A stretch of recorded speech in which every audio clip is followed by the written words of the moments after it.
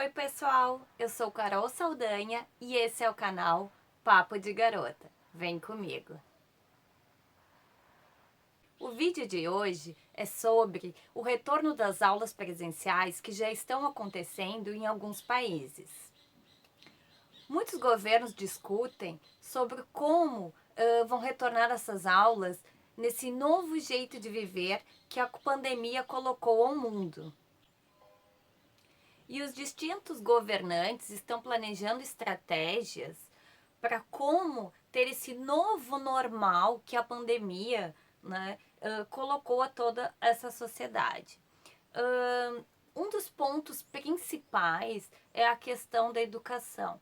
Como retornar às aulas presenciais, como fazer os alunos retornarem a ter aulas nas escolas, tendo etiqueta de higiene e comportamento para que não tenha uma segunda onda do alastramento do vírus.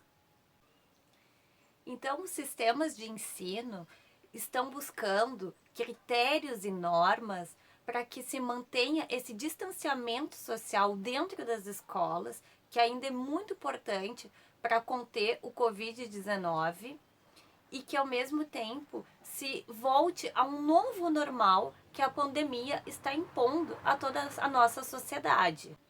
Algumas redes de ensino implementaram o sistema de alternância, onde os alunos mais vulneráveis, estes vão alguns dias da semana ter aulas presenciais, enquanto os que têm mais oportunidades e acesso à internet continuam com aulas online, ou às vezes também vão uma ou duas vezes por semana na escola com o sistema de rodízio entre os alunos, com um número bastante reduzido e limitado de alunos, mantendo sempre o distanciamento, né, de 1,5 m entre eles.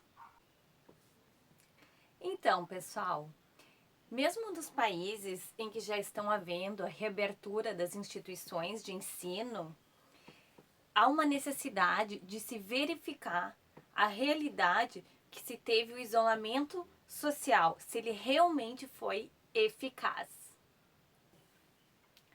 E a pandemia, ela trouxe o ensino híbrido como aposta para esse momento tão atípico da humanidade. O ensino híbrido seria a união entre aulas presenciais e aula online. Talvez estejamos entrando em um novo rumo da educação, até porque ainda seja necessário se utilizar o sistema híbrido de ensino, porque ainda não temos uma vacina, e até ter realmente uma vacina com eficácia realizada pela comunidade científica, talvez muitos países tenham que, em alguns momentos que apareçam casos, por exemplo, na escola, numa unidade escolar de Covid-19, tenham que fechar aquela unidade e os alunos ainda voltarem a ter aulas via plataformas, né, digitais.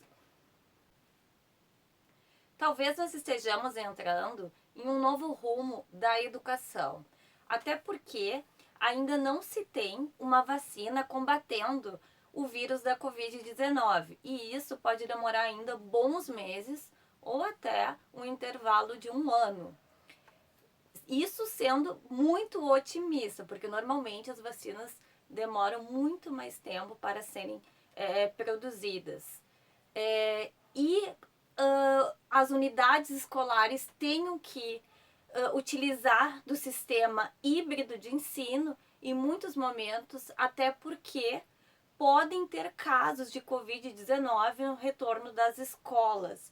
E aí se fecha a unidade escolar e se volta para o procedimento anterior com as plataformas digitais. Então, acredito que realmente nós estamos mudando uma nova percepção da educação, unindo as plataformas digitais com as aulas presenciais. No dia 22 de maio de 2020, a Unesco estipulou que 1,2 bilhão de alunos interromperam os seus estudos por causa da pandemia. Boa parte desses alunos tiveram acesso à tecnologia mediante as plataformas digitais, mas muitos destes alunos com menos oportunidades, principalmente em países em desenvolvimento, não tiveram essa oportunidade. E aí está um dos grandes questionamentos de tudo que está acontecendo dentro da educação nesse momento da pandemia.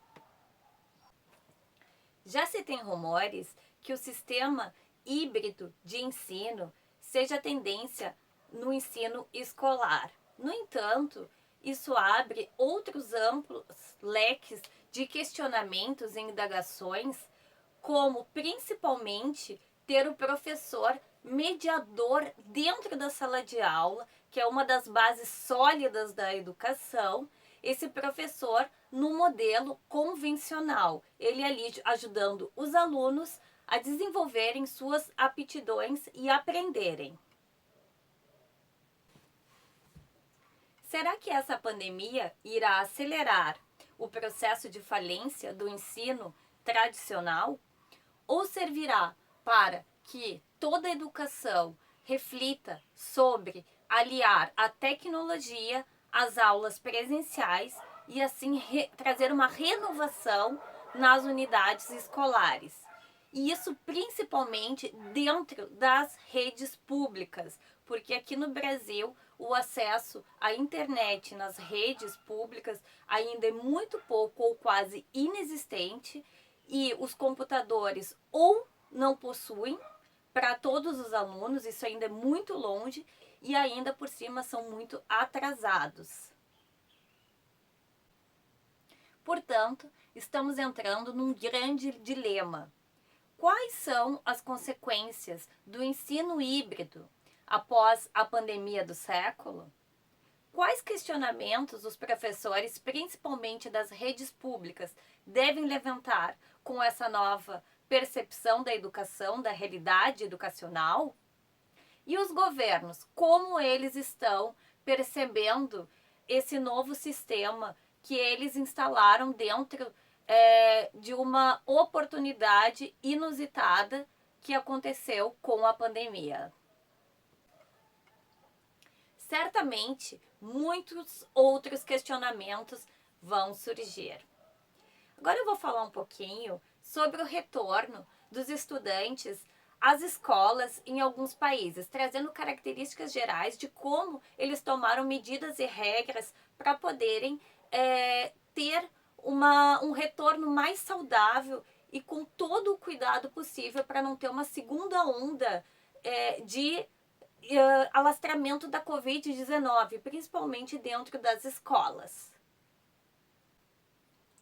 Os países que primeiramente retornaram às aulas presenciais de uma forma gradual foram a China, a Coreia do Sul, Dinamarca. Dinamarca foi a primeira na Europa.